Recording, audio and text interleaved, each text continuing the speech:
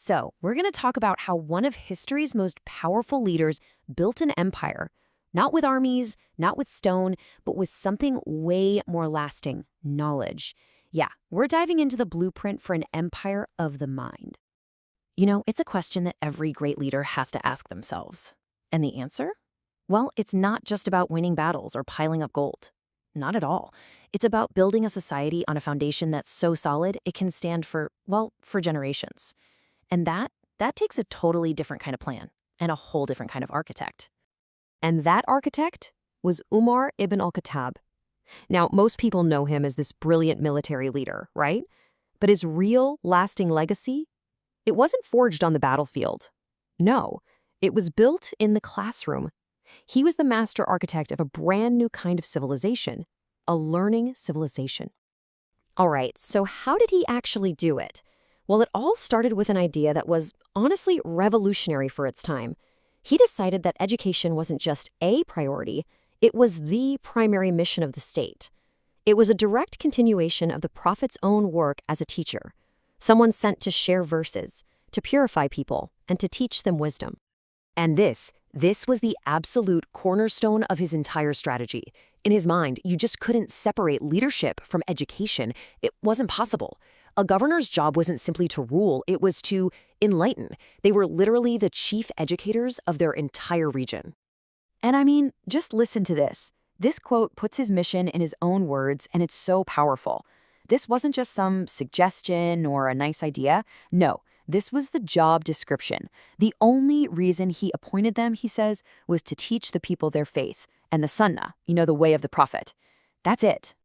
Okay, so with this incredible vision in place, the architect got to work. He started laying the actual foundations, the physical buildings, the institutions. He wasn't just talking about education, he was out there building the infrastructure for it, all across this huge expanding empire. And get a load of this number: 12,000. The sources tell us that by the time his reign ended, there were 12,000 mosques that had been set up. And these weren't just places for prayer. No, they served a dual purpose. They were hubs for worship, for sure, but they were also centers of learning. Basically, every single community had its own school. And he was super strategic about this. He wasn't just putting up empty buildings and hoping for the best. He sent out what you could almost call specialized educational units, these elite teams of top scholars and teachers to the new cities. Their mission? To kickstart centers of knowledge, right in the heart of these new territories. And here's the real game changer. This whole thing was state-funded. This wasn't about relying on charity or volunteers. Umar created a professional class of educators. He paid teachers, scholars, even people who were just teaching kids right out of the public treasury. This meant they could dedicate their entire lives to teaching. It was basically one of the first professional, state-funded education systems in history. All right, so you've got the schools, you've got professional teachers. Now, Umar focused on the very thing that would hold this whole intellectual building together: the Arabic language. But not just any understanding, a deep, precise mastery of it. And look at what he says here. For Umar, Arabic wasn't just, a way to talk. He saw it as a tool that literally sharpened your mind, made you more logical, more wise. He believed it was the absolute key to unlocking the deepest meanings of the faith, and really, to becoming a better person. And to show you just how serious he was about this wasn't some abstract idea. This was policy, and it was enforced. The sources tell the story about a scribe who made a single spelling mistake in a letter. Umar's response? He ordered the scribe to be given a lash. One mistake. That's how much precision mattered to him. But okay, this intense focus on language wasn't just about grammar rules. Umar knew that a great civilization needs a soul. It needs to be connected to its cultural roots. And for that, he turned to a pretty surprising source: poetry. Now, this part is just fascinating. For Umar, the old pre-Islamic poetry, from the period they call the Jahiliyyah, wasn't just some dusty old artifact. He saw it as the record of the Arabs. He believed it was a living key to understanding the Qur'an itself. Why? Because that poetry held all the context, all the nuance, all the soul of the language that the revelation was given in. It was like a living, breathing, cultural dictionary. And this wasn't just his personal opinion. This was a direct command. He's telling people, hold on to your records, this ancient poetry. He's saying that right there, inside those verses, you'll find the explanation for your scripture and the true meanings of your language.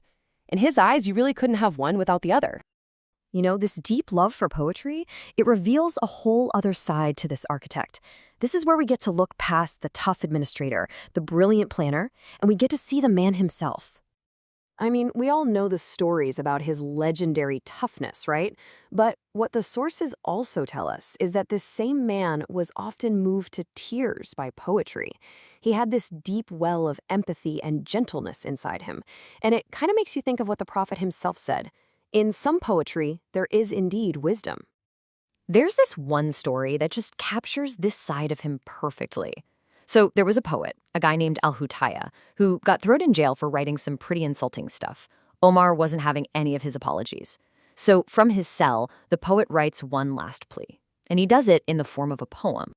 And in the poem, he describes his kids as little chicks with no feathers, just helpless, with no one to provide for them, stuck in this dark place. I mean, the imagery is just so powerful, so human. It's not a legal defense. It's a cry for help about his family. So what was the reaction from this supposedly tough, unbending ruler? He wept. And right then and there, he ordered the poet to be released. Not only that, he paid him from the treasury to make sure his family was taken care of. But there's another story that's maybe even more powerful. An elderly blind man named Umayya came to him in the mosque. Now, this old man's son was away fighting on the front lines, and he starts to recite this poem, just filled with grief and this deep, aching longing for his son. It had nothing to do with politics or war. It was just about the pure, heartbreaking love of a father for his son. And Omar, he's listening to this, and it just hits him. He immediately has a letter written ordering the man's son to come back from the army. And the story goes that when the son, Kilab, arrived, the old man got up and just started smelling his son and weeping. And right there with him, Umar started weeping too.